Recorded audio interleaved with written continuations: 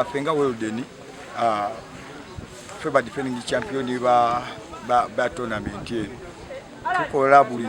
ekisoboka kyonna kyonna fenga ba coaches okulaba nga tusobola okumaintaininga obuwanguzi bwa season ewedde. Abasambi betuyina basobola bulungi nnyo okutuwanguza ekikopo ekyo era omwaka guno kuba tubadde n'abasambi abawere 10 ababaddewo season ewedde. So tugenda kweyambisa experience yaabwe, tugenda kweyambisa okumanya kwabwe n'obukugu okulaba nga tusobola okuwangula ekikopo kino. Amweno uwe baramunyamahurire nyonko mushomisa wa sentitaze ese skatukuru ushomise emyaka mingi munonga situiritaka kurufayingira kuzana district kungate nyina mashemerwa mingi munonga kugira ngo twashemererwa kandi twatera umupira gutukurungi ngo turabira mu zones tukaza district naho twataka kurufayinga twaza kuza region umukwezo kurukwija.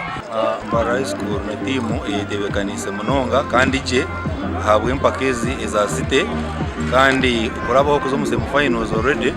twantusubira abo kuba timu itebekanizibwe kurungi kandi turukufayo nangwe no turavuga no mu semifinals kuruko mu groupe ndizo weno rize zakuzana umupira gwiti murungi akuba twine subi kandi twikiriza ngo ikikopechi icya site Mbarara site ndikenda ngweno tukufayo weno horize emzane yito yambara site yo negenda je munonga ha chaye cya byambara ame ngashayitro kweta mabs ngashaba mu barracks mzano yo nerije ino busitinje gwinji obuteka rero ntubona mu wa surprises konkani byo kwijana site abo kugira ngo timu zini nyingi mucyo nashabire na executive ya region yinkushitamaho kugira ngo timu zone at least tware timu zumunana nka site